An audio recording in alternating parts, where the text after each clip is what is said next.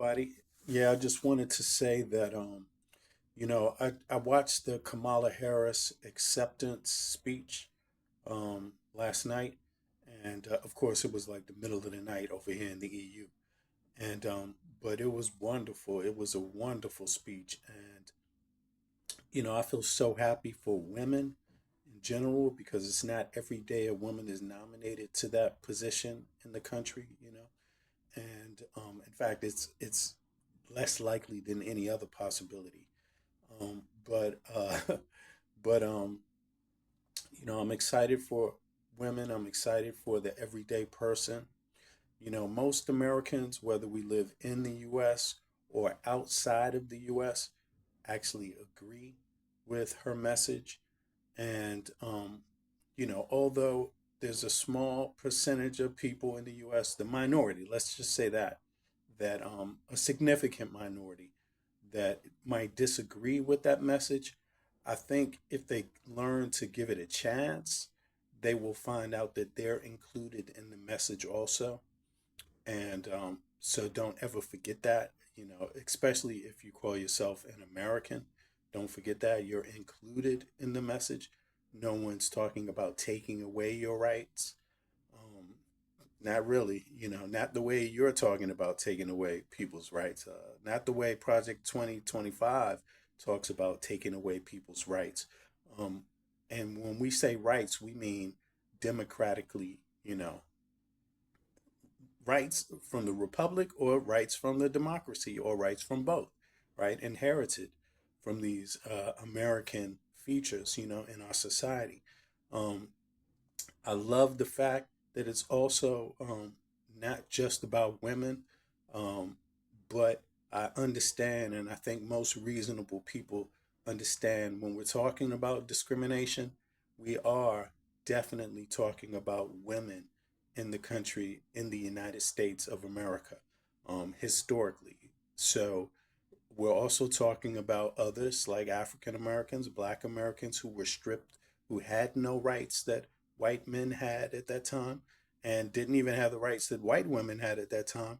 We understand that we're talking about that too, and we're talking about many other forms of discrimination that we acknowledged back then or that we acknowledge to exist today, which are various.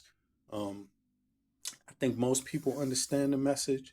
It's a great day to be American when you have people like Kamala Harris speaking internationally, nationally, and internationally, and representing the country. It's good to get back to that because, well, one of the things that stood out to me the most, which Kamala Harris and her campaign has been talking about, is this thing about how Trump talks down about being American.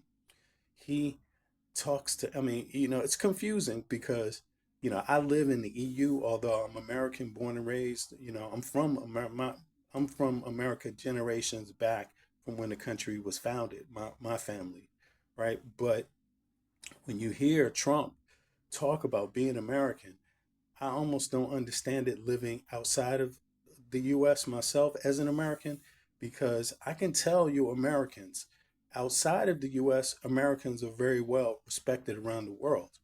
So when I hear Trump saying that, I see that, there has to be some of us that have to speak up about that, that can, from a personal perspective, that can really give you actual information on that, qualified and quantified if necessary, right? Um, that right there, I think, is the worst part about Trump. He talks down about being American. Now, as Americans, like where I'm from DC, Washington, D.C., the capital, we don't really walk around with this American thing on our shoulder. It's not a typical thing from D.C. because it's an international city. And also, we're, how can I say this?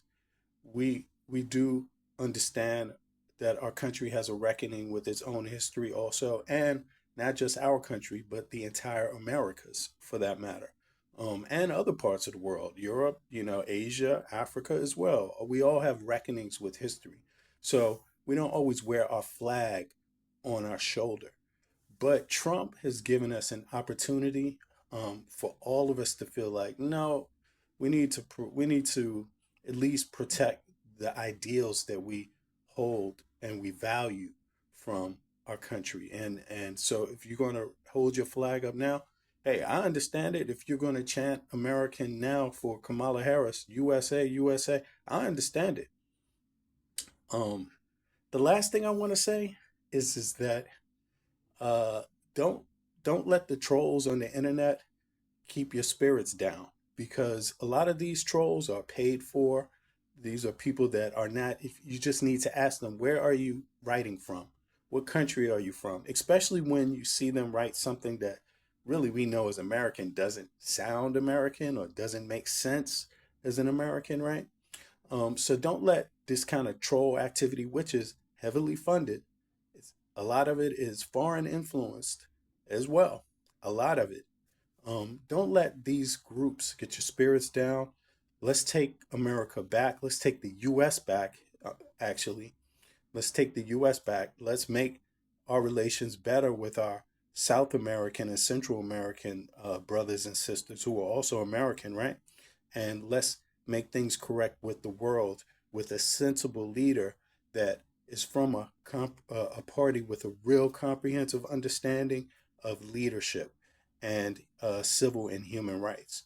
So once again, congratulations, Kamala Harris, and congratulations to her campaign.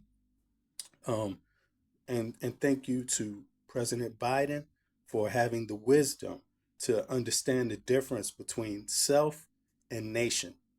Because I wasn't one of the people that even thought Biden really needs to step down, but now I get the point.